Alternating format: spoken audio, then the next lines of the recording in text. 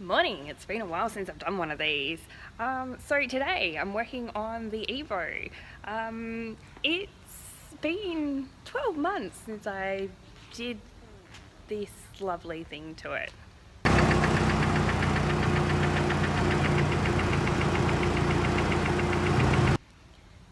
So yeah, I spun a big end. I spun a big end on number one. I don't know if you can see this one here. So pulled it apart, pulled the sump off, had a look. It was definitely, obviously, a big end. We've taken it out. I'll see if I can find it for you. So yeah, it's spun. Now we're going to drop the full drivetrain, take the engine off. Gosh, it could be anywhere. So yeah, we're going to... I can't find the broken one. I can find lots of others, but I can't find the broken one. But yeah, it was only number one, thankfully. It's actually managed to bend the bottom of the conrod itself. So this one here, the space between here is a lot more than, say, this one. So they've been bent. So the engine needs to come out, the head needs to come off.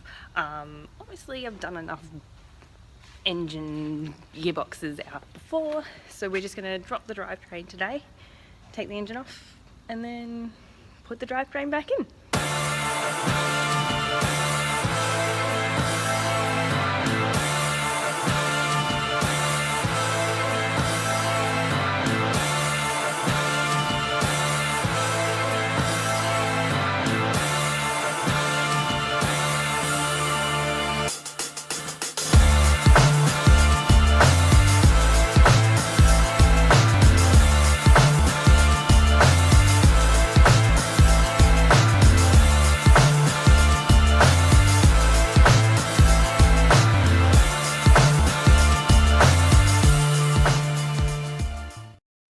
Project engine removal is underway. Holy moly, there's stuff everywhere.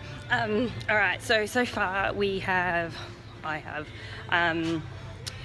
taken the caliper off, disc, unplugged the ABS line, and now I've undone the 2 bolts at the strap. I'm gonna pop that off so that way the drivetrain's all loose. I'm still gonna take the steering racks off, so that'll drop from there as well, and then hopefully we can just bring the whole lot down instead of having to obviously remove transfer case, gearbox, all that high a lot just to get to the engine. We're going to just drop it all as one whole assembly.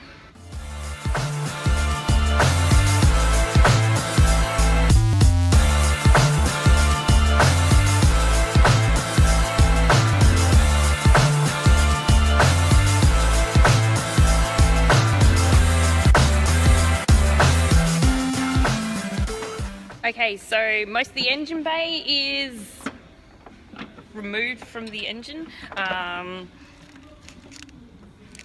Clutch, wiring, there's still a bit more wiring under here we've got to get to. But obviously all this is off now. Radiator and everything's out. And now we're just gonna lift it up and then get the last couple of bits from underneath, and then fingers crossed we're at the point where we can drop it down.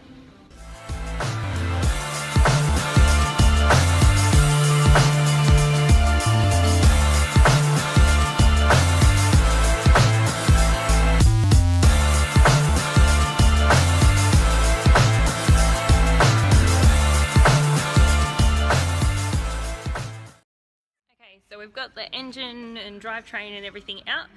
What we're going to do is we're going to separate the K-frame underneath from the engine.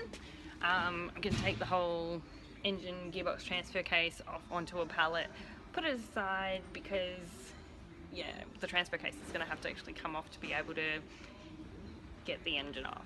So we're just going to take the K-frame off, put it back in with both the hubs and stuff, and then that way the car's rollable. I can get it home and park it up while I decide what I'm going to do with this engine.